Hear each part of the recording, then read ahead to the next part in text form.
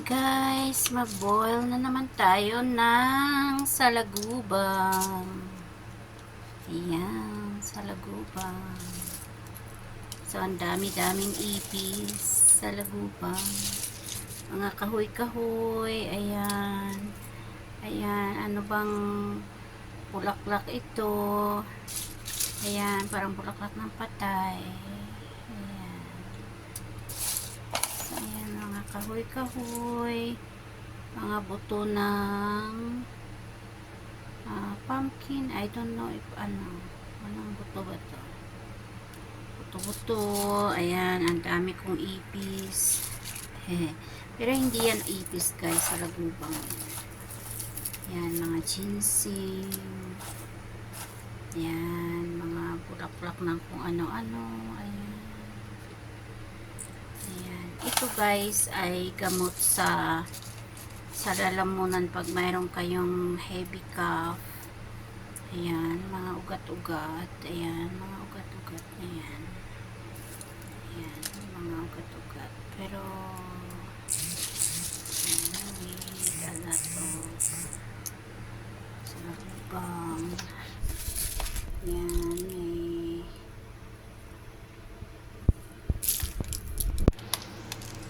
ko alam po anong mga kahoy-kahoy to guys. Ayan, ito naman siguro yam ito.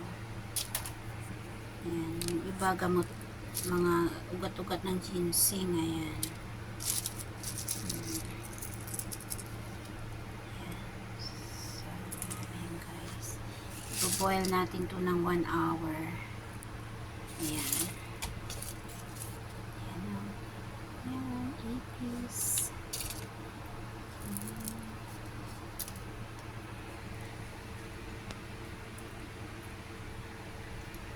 So, ayan guys. Pangalawang araw na ito na ipo-boil natin.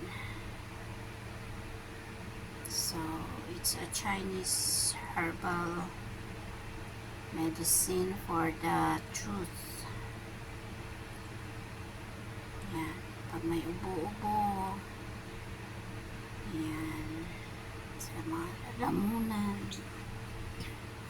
ayan, maganda ito.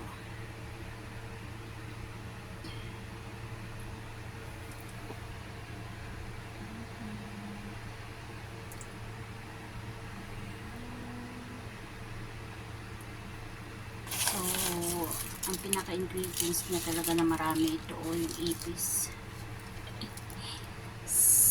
So many ipis guys. Pero actually guys, hindi yan ipis ha. Baka maniwala kayo. Ito naman dragonfly. Ito, alam niyo ba yung kung anong bulaklak ito?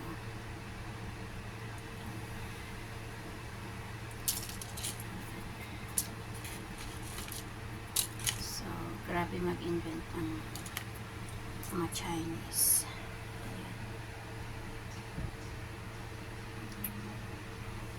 Bukas maglalaga na naman another 3 pack pang 3 araw. Ayan. So, pero very expensive to guys. 3 pack.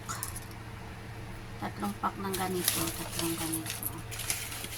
It goes around 520 yung isang pack. So, bali 1,560. So, almost 8,000 pesos. So, ayan.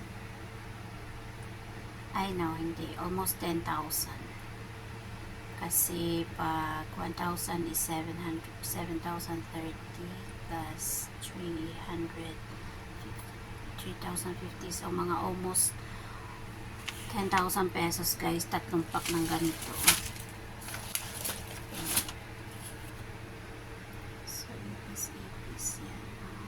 Guys, so that's it. Umpisa na natin.